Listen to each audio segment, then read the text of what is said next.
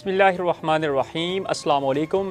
नई किस्म में कौन से नए किरदार सामने आ रहे हैं, ये सब कुछ और इसके अलावा भी बहुत सी अपडेट्स आपकी खिदमत में पेश करेंगे। लेकिन यहाँ पर आपकी तवज्जो उस सूरत हाल की तरफ भी लिए चलें जिसे यकीनन आप सब ने बहुत सराहा होगा, आपको पसंद भी बहुत आई होगी और अब इसके आने वाली अक़सात में भी इसका ज़रूर इंतज़ार करेंगे, या फिर कम से कम मैं खुद तो इसका इंतज़ार ज़रूर करूँगा। और ये सूरत हाल है दो लव बर्ड्स की। जी हाँ, दो ऐसे किरदार जिनकी आपस में मुलाकात दुश्मनी और एक दूसरे को मात देने से दिखाई गई थी, अब वो दोनों किरदार ही एक दूसरे की मोहब्बत में गिरफ्तार होते नजर आ रहे हैं। और ये दो नाम हैं अलाउद्दीन बे और गोंचा खातून के।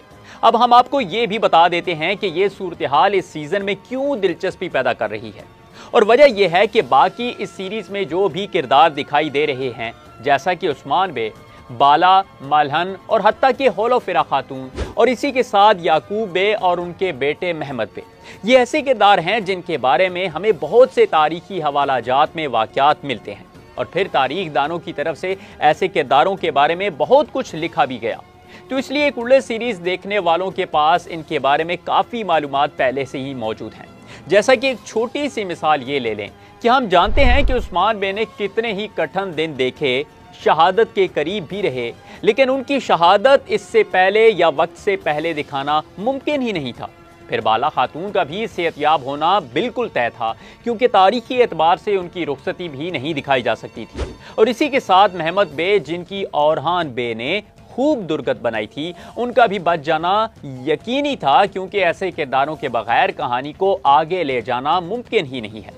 लेकिन अलाउद्दीन बे और गोंचा की मोहब्बत की कहानी का क्या अंजाम निकलेगा, इस बारे में किसी को मालूम नहीं। और इसीलिए तो इनकी कहानी में दिलचस्पी पैदा हो रही है कि दोनों खानदानों के माबैन तारीखी दुश्मनी के बावजूद क्या ये दोनों एक हो पाएंगे या नहीं। तो नाज़रीन, तारीखी हवालाजात को देखा जाए तो अलाउद्दीन और गोंचा का एक हो जाना इसलिए मुश्किल नजर आ रहा है क्योंकि इन दो खानदानों की दुश्मनी सिर्फ एक नस्ल नहीं बल्कि आने वाली कई नस्लों तक जारी रहेगी।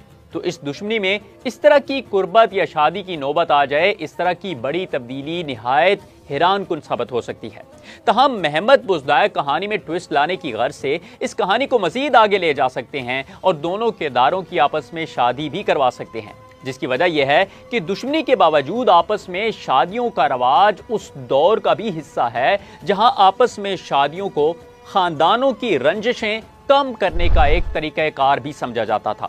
और बिल्कुल ऐसा ही तरीका हमें उस्मान बे और मलहन खातून की शादी पर भी दिखाया गया था, जो कि एक सियासी शादी के तौर पर दिखाई गई थी। और तारीख भी हमें इस शादी के बारे में ऐसे ही हालात बताती है। तहाँ बाद अज़ां इस शादी का फ़ायदा ऐसा हुआ कि इस शादी की नस्ल से एक नई रियासत परवान चढ़ती गई।